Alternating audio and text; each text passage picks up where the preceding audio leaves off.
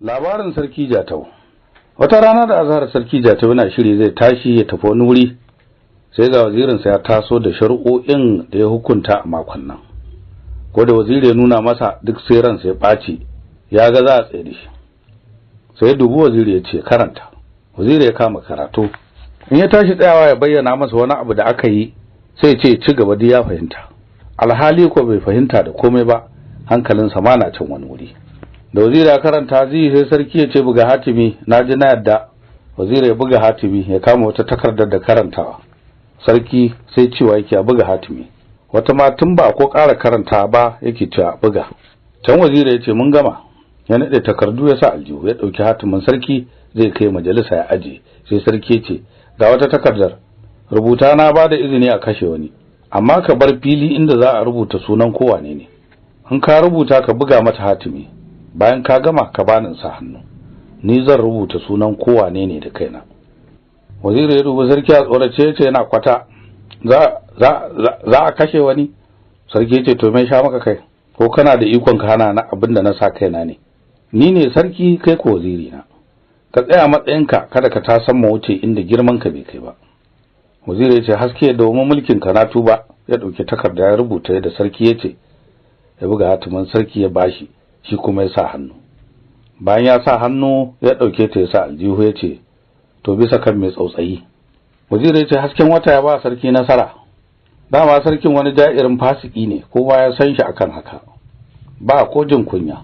Saboda haka bayan da waziri ya buga hatimi ga takarda ya bashi, sai ya dube shi ba kunya ba tsoro ya ce wata ce tace yi mata wannan alƙawari, ka san ko bai kamata ba, kamata ya saba alƙawari. Waziri ya ce a wannan ai ko kusa ba yiwa, dan ka kashe mutum ɗaya cikin dubu wani abu zai faru. Sarki ya ce to ka gani fa, zan kai mata wannan takarda, duk wanda ta so ta rubuta sunan san kashe shi.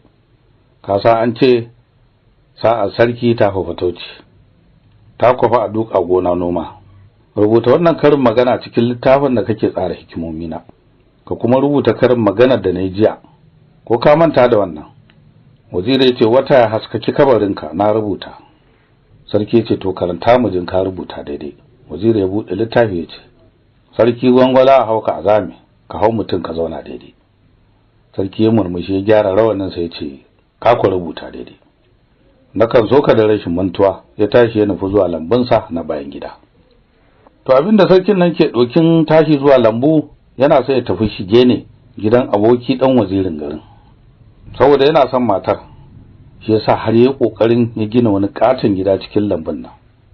Yace aboki ya koma can da iyalansa sa'ad da ya so shan iska. Yace wai ya bashi wannan gidan kyauta dan jarantakar da yayi wajen wani yaki da suka je. Mutane na ganin sarki yayi alheri, ba su san haƙiƙanin dalilin kyautar ba. Saboda abinda matan nan ta aboki ke samu wurin sarki, shi yasa har ba ta kaunan mijinta. Dan haka suka kulla da sarki, yasa a rubuta umarnin a kashe shi, ya buga hatimin sa ya kai mata.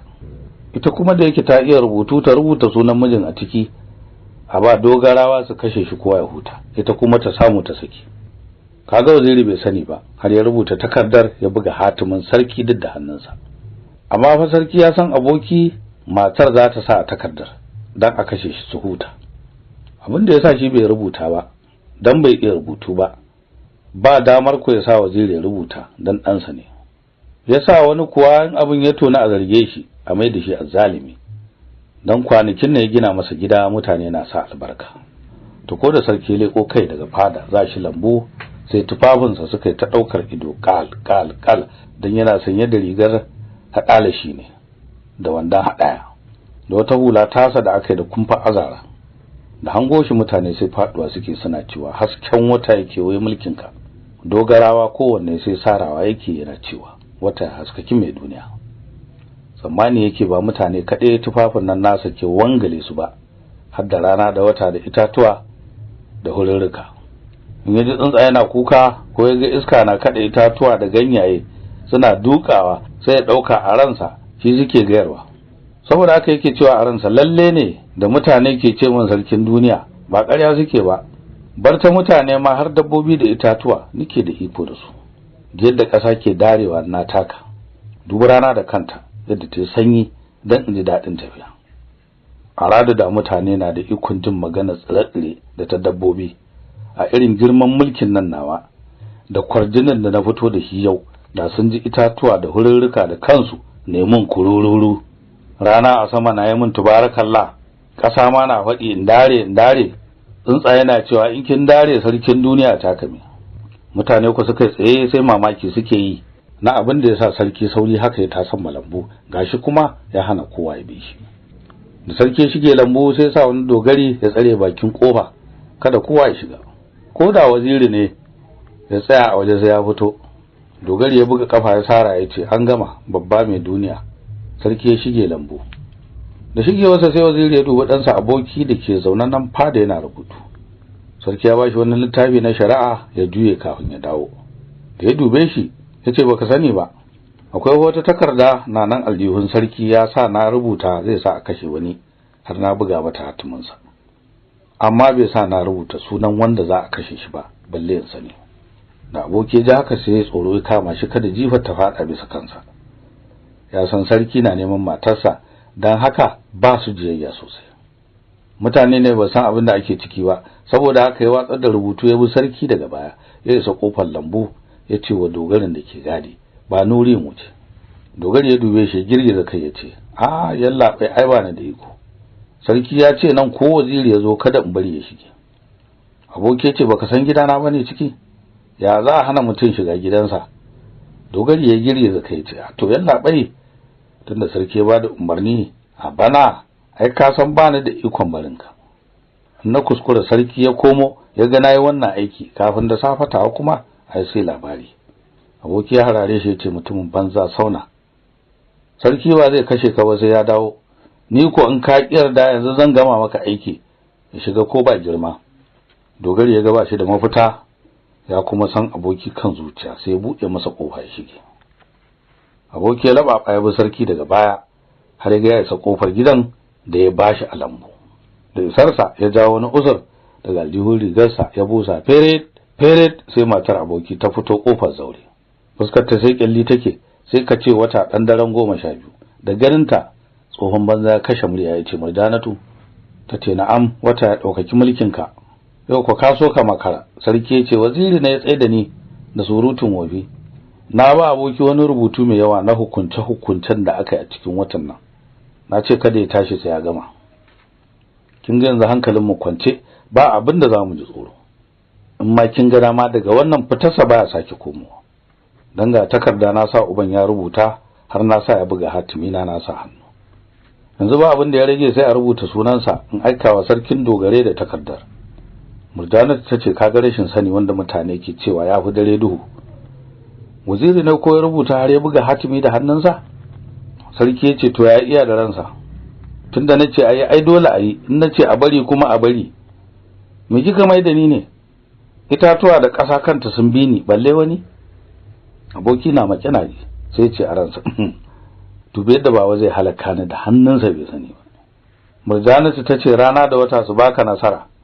Dakata min nan zaure kafin shiga gida in kwashe tuwon da nake tuki, in kada miya in yi wanka in shiryo sa'an nan fito. Sarki ce a kai ku lalle zaki tsaye da ni kwarai, sai dai ki kama jiki. Da zaman banza bari dai ni kuma in tafi tafkin can da ake bar ruwa dan warwatsa ko na ji sanyi. Yau gumi ya fi yawa. Sai tashi ya tafi bakin tafkin ya tube kayan nan da ke jikinsa sarai ya ajiye. Aboki kuna nan kusa ya make cikin itatuwan lambu yana kallon sa. Sarki ya duba gabas ya duba yamma bai ga kowa ba, sai fada ruwa ta wanka, bai koma ta kan kayansa da ya ajiye a gefen tafki ba. Da ya ga rana ta yi sanyi ya hakikanta lalle Murjanatu yanzu ta gama abubuwan da tace.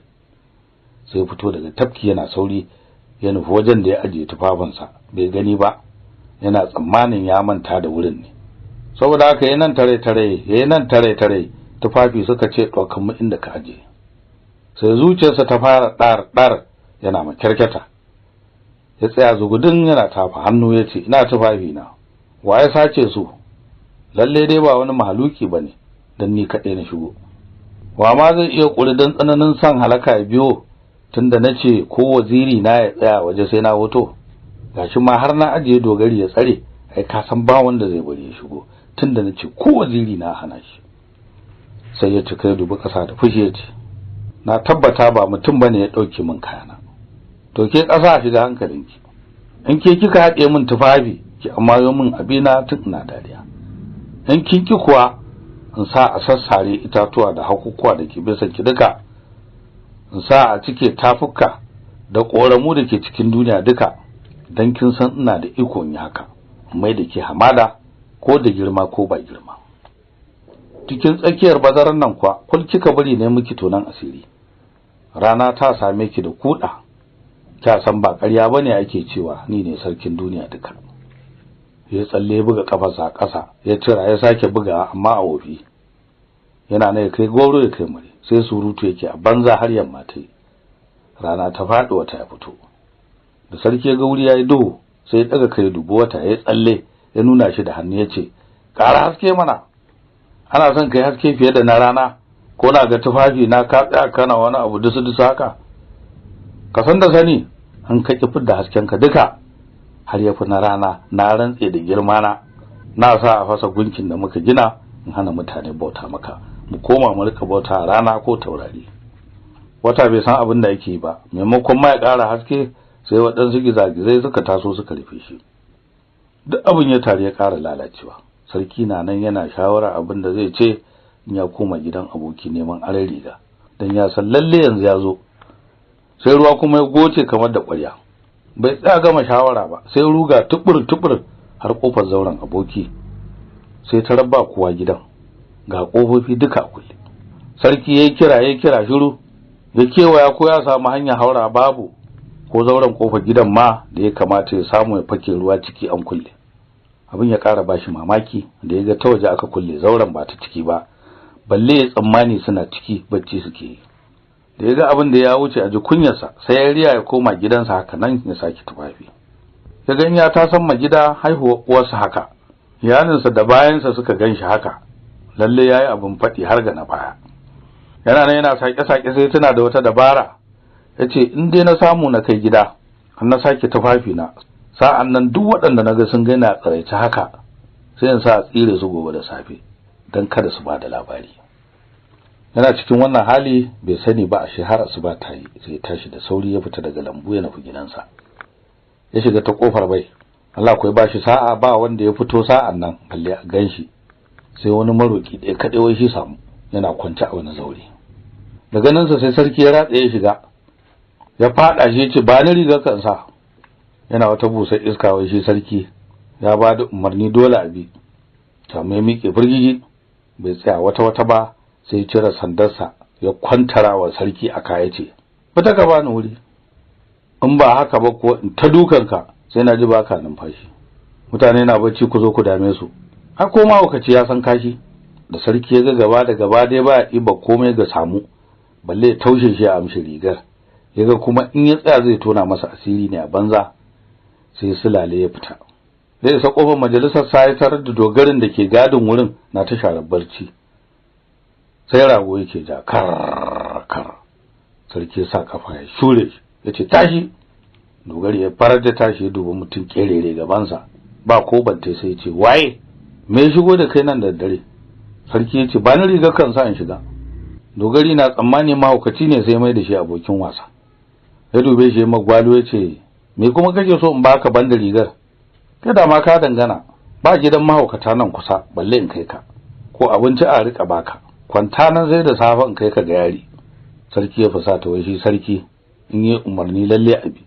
Yace zancan banza, ka bani rigar ka nace, ka tsaya min da surutun wafi, ko kana tsammani ni abokin wasan ka ne? Dogari ya cire kulke ce af, ta nace ko abun na raha ne, har ina neman taimakon ka, fita waje in ku ba haka ba yanzu ka kwashe kashin ka hannu. Sarki ya dube shi yace baka san ni ko wane ne ba? Dogari yace ban sani ba, ni fa ne sarkin ku Jatau. Dogari yace a kai ne? Wata haskaki zamanin ka, wawan sarki. To ga maka gaskiya, ko kai ne sarkin haskau ba Jatau ba, ka wata ka bani wuri, kada in hau ruwan cikin nan naka yanzu. Arzikin ka ma dan ina jin tausayin motsatsu, da yanzu ka nema a guje. Da sarki ga in ya fito dogarin nan ta kofar sarauta ba zai ji dadi ba, sai shiga rarrashin sa yana cewa lalle kana lura da aikinka, gobe ko ina nada kama da wakin dogarai ko ko galadima, amma saurara ka ji yadda aka yi har na komo tsirara. Je da marece da na wuce lambu na sai na tube tufafin nan nawa na aje gefen tafki na shiga cikin na wanka. Sai wani kafiri ya lababo ya sace min tufafi na ya banni yadda ka ganni nan ko banta. Na rantse har da rana da wata da taurari ni ne sarkin Kujatau. Dogara ne ji haka sai ya harare shi, ya murmushi, ya sa hannu aljihu, ya dauko babbar battarsa, ya dubi kan sarki ya koyi sabon aski, ya buga kwas. Sarki na noke wuya, ya sa battarsa baki ya kulle ta ba, ya tsantar da yau ya ce mutum ma yayi maganin bacci. Ya dubi sarki haka ya tsine ce hauka dangi ne, in ba sakarcin ku ba na mahaukata ka zo min timbir da kai haka ka ce kai ne sarki. Tun rana bata faɗi ba sarki ya shige gida sa'ad da ya komo daga nan. Ko ku sarakunan biyu ne, da na mahaukata da na masu lafiya? Kasuwa ce fa da ku, kai ka ki zuwa ka shige. Ga dogarin ku nan karnuka suna gadin ku har safe.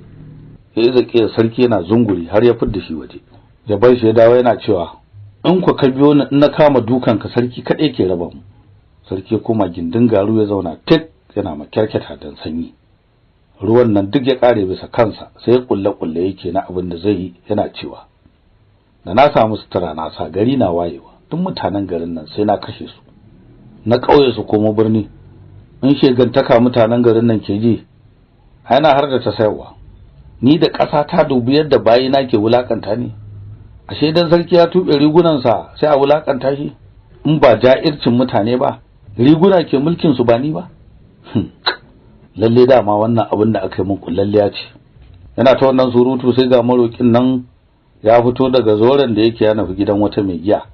Ya tsaya a bakin zaure yana jira a bude gidan ya shiga ya kwankwada kafin mutane su taru.